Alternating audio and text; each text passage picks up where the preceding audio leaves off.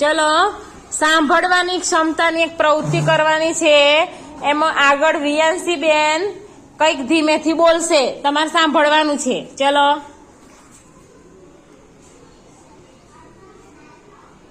ચલો કાન આગળ હાથ રાખો, આમ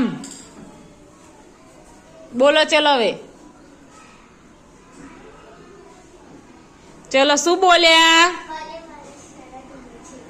શું બોલ્યા? મને મારી શાળા ગમે છે. ચલો પેલા કાન પાછળ હાથ રાખ્યા વગર સાંભળ્યું ત્યારે સંભળાયું તું કે કાન પાછળ હાથ રાખી ત્યારે સંભળાયું?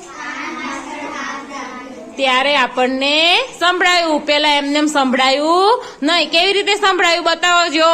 કેવી રીતે હાથ રાખ્યા તમે? હા, ત્યારે આપણને સમજાવું. એટલે પ્રાણીઓના કાન પણ આવા હોય છે એટલે એમને જલ્દી સંભળાઈ જાય.